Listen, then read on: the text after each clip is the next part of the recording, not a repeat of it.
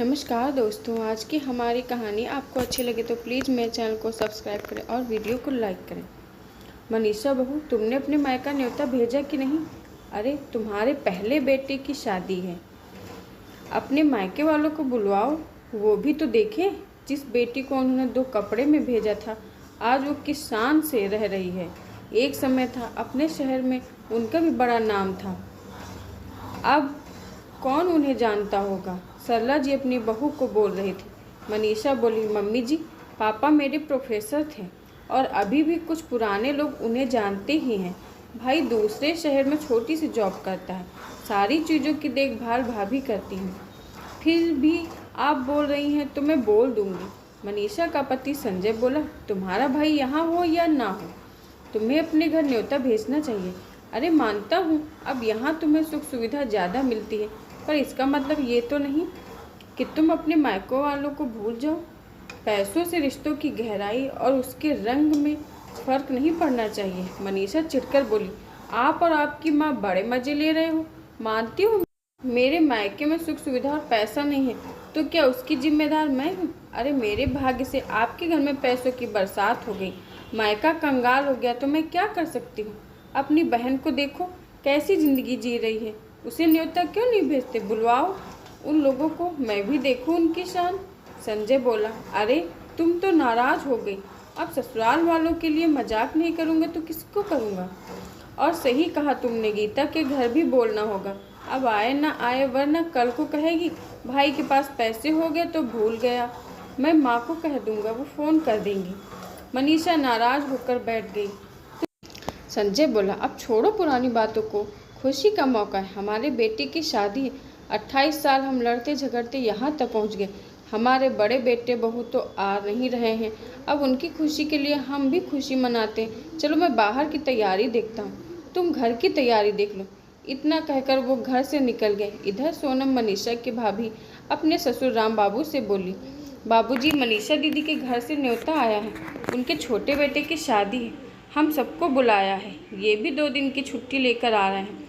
वो बोले, बहू तुम्हारी ननद पहले यहाँ कितना आती थी, मायके को अपना सहारा समझती थी, जब से उनकी शानो शौकत बढ़ी यहाँ का रास्ता ही भूल गई।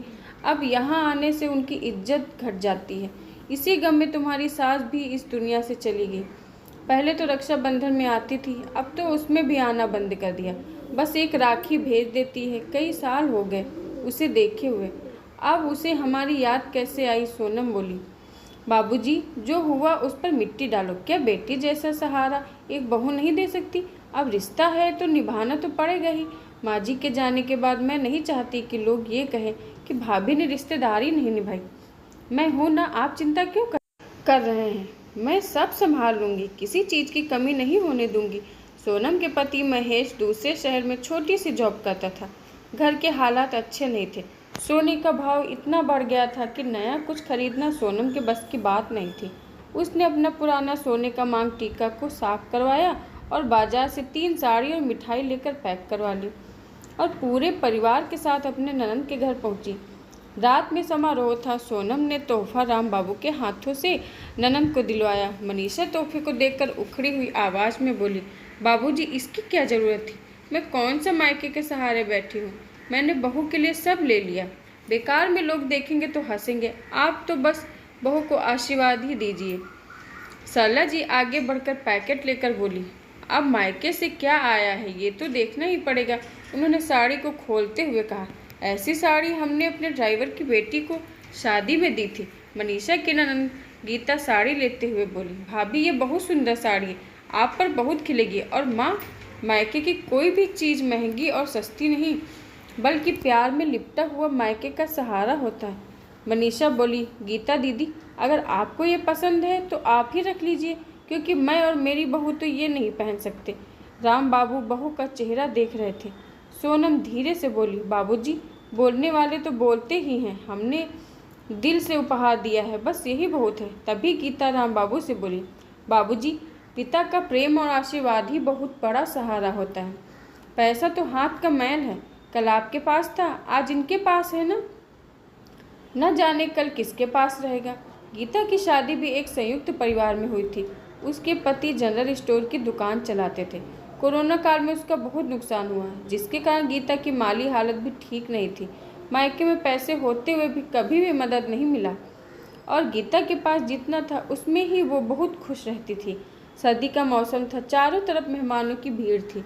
राम बाबू को थोड़ी सर्दी का एहसास हो रहा था, तो सोनम ने जल्दी से अपने थैले से चादर निकाली और उन्हें दी। वही बच्चे चारों तरफ खाने पीने की चीज़ों को देखकर लालायित हो रहे थे। कभी आइसक्रीम तो कभी चाट खा रहे थे। जब फोटो खिंचवाने का समय आया, मनीषा की सास बोली, अरे बहू, मायके वालों को तो आगे लाओ। मनीषा धीरे से बोली, आपको मेरे मायके वालों से बड़ी हमदर्दी हो रही है। आप अपनी बेटी को आगे क्यों नहीं कर लेती? यहाँ मेरे जान पहचान के बहुत लोग हैं, मुझे अपनी बेइज्जती नहीं करवानी। जैसे ही राम बाबू और सोनम के बच्चे आगे आने लगे, मनीषा बोली, बाबूजी किस जमाने का कुर्ता और ये चादर पहन कर आए हैं? कुछ तो मेरी इज्जत का ख्याल किया होता। फोटो में आप कैसे आएंगे? भाभी, इन बच्चों को देखो, ये ऐसे आइसक्रीम और चाट नूडल्स खा रहे हैं जैसे कभी खाया ही ना हो। प्लीज़ आप लोग थोड़ा पीछे रहिए ताकि तस्वीरों में ना आ सके, वरना कल को मेरा मजाक उड़ाया जाएगा। बेटी के मुंह से ऐसी बातें सुनकर राम बाबू का हृदय छलनी हो गया। वो बहू से बोले, बहू, मुझे यहाँ से ले चलो, मेरा दम घुट रहा है। सोनम का पति बोला, हाँ सोनम, चलो, यहाँ हमारे लिए कुछ भी नहीं रखा है।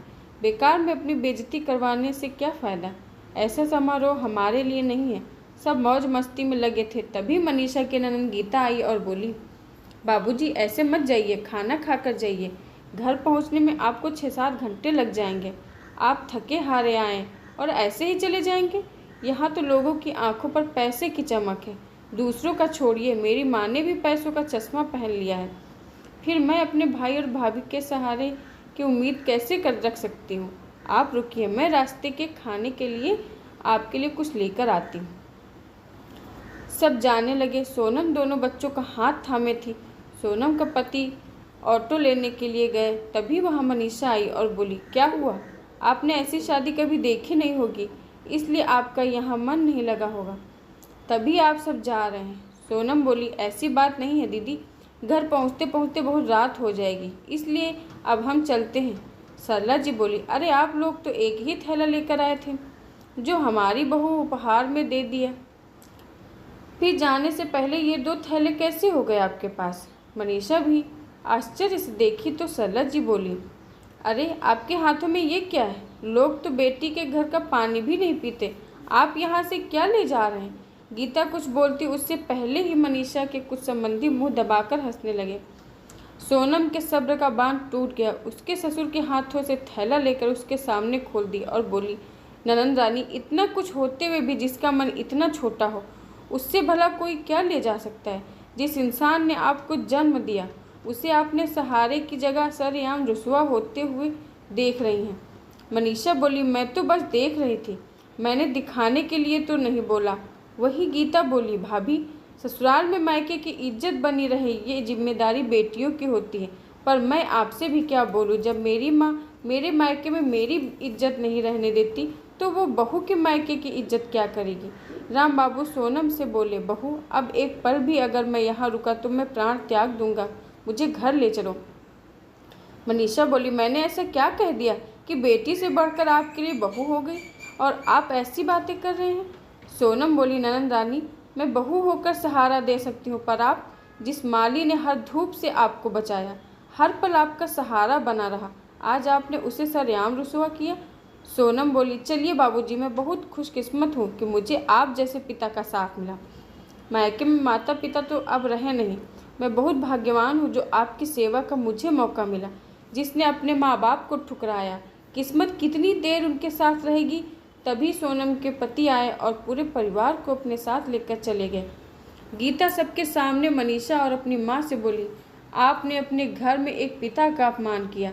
ऊपर वाले की लाठी में आवाज़ नहीं होती, पर उसका दर्द जब मिलता है तो इंसान कुछ बोल नहीं पाता। जब आपने अपने ही पिता का सम्मान नहीं किया तो मैं तो ननंद हूँ, मेरी इज्जत घर में क्या होगी? आज से मैं आपसे और इस घर से हर रिश्ते खत्म करती हूँ। इतना कहकर गीता अपने बच्चों को लेकर चली गई। समय बीता, गीता और सोनम ने मनीषा के परिवार से हर रिश्ता तोड़ लिया और अपने जीवन में आगे बढ़ने लगे। इधर वक्त की मार मनीषा के परिवार पर जब पड़ी तब उसे एहसास हुआ कि अब मायके का भी सहारा नहीं। उसने अपने जीवन में एक ऐसा पाप किया जिसकी माफ़ी कहीं नहीं मिल सकती। बड़ा बेटा विदेश में जा बसा था और छोटे बेटे बहू ने धोखे से सब कुछ अपने नाम करवाकर मनीषा को एक वृद्धाश्रम में डाल दिया था। अब मनीषा की ज़िंदगी वृद्धाश्रम में कट रही थी। आशा करती हूँ दोस्तों आज की हमारी कहानी आपको ज़रूर पसंद आई होगी। धन्यवाद।